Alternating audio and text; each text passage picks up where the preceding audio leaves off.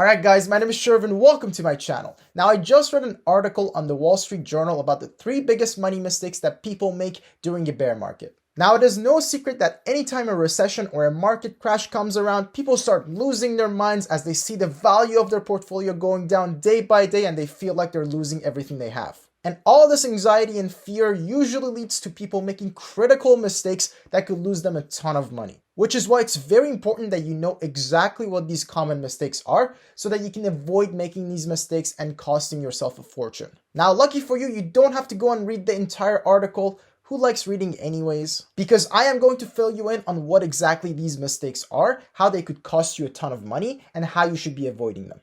Now, as always, if you're new to my channel and you enjoyed this video, make sure to smash the subscribe button down below and join the community. I make new videos about personal finance and investing on a regular basis, and by subscribing to the channel, you get to see all my new videos right as they come out.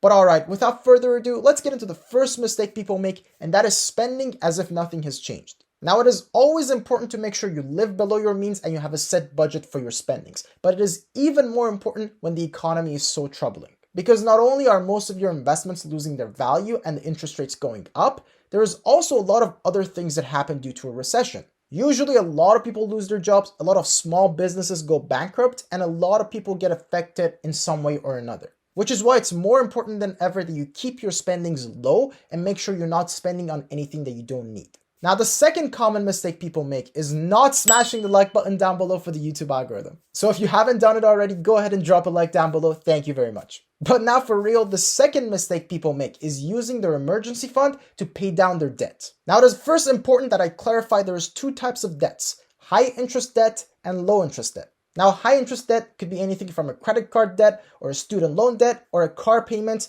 anything that has a higher interest rate than 5%. Now, when it comes to high interest debt, you always want to pay it off right away without exception. But on the other hand, low interest debt is a little bit different. This could be anything from your mortgage payments or a low interest student loan. Basically, any debt that has an interest rate of 5% or lower is what we call a low interest debt. And these are good debts to have and you don't have to pay them off right away. So when the Wall Street Journal mentions that a big mistake people are making is using their emergency fund to pay off their debt, they're talking about the low interest debt, not the high interest debt. Particularly if you have a home mortgage that has an interest rate of 3 or 4%, that's the type of debt that you don't want to pay off right away. You want to pay the minimum and stretch it out for as long as possible. This is because, for one, you get to pay off the mortgage using future dollars, which are going to be inflated compared to now. And 2, you get to invest the same money instead of paying it towards your mortgage. And between the inflation rate that is accumulating every year and the fact that you're getting a return on your investment every year, you end up saving a lot more money if you pay down your mortgage later.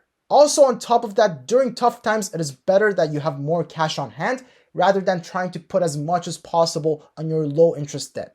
Also, it's usually a good idea to bulk up your emergency fund during tough economic times because there's always a chance you might get laid off or your company goes out of business. So instead of just having 6 months worth of your expenses in your emergency fund, maybe look into doubling that to a year worth of your expenses. And now the third mistake that people make is panic selling their investments. Now, this is one that I've talked a lot about in my previous videos, but essentially a lot of people see the value of their stock portfolio going down and they just assume they're losing money and they just go ahead and sell a bunch of their stocks in fear of losing even more money. Now, I completely understand that if you've never experienced a bear market before or if you've never gone through a recession, that it might be very scary to see the value of your portfolio going down every single day and you keep investing more and it goes down in value even further. I completely understand that at some point it might just feel like you're playing a losing game. But again, just remember that every single bear market has been followed by a bull market. And if you're investing into index funds for the long term, just know that the market will always eventually go up.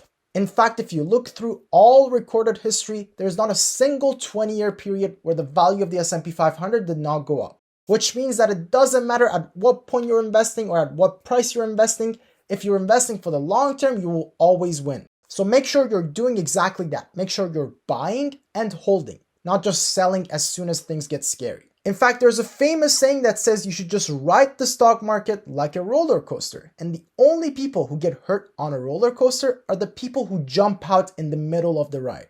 Now, I am going to add a fourth mistake that I see a lot of people make, and that is not taking advantage of this opportunity. Because guess what? If you're investing into broad index funds, which are safe long-term investments, then you can do that right now at a discount. Which means that not only should you be investing as normal, you should also be investing as much as you can, because right now is the time where you get the most bang for your buck. In fact, this kind of ties into points number 1 and 2, where we talked about making sure you're cutting down your spendings and you're not spending too much on paying down your low interest debt. Instead, you should be taking that same money and investing it into index funds as much as possible.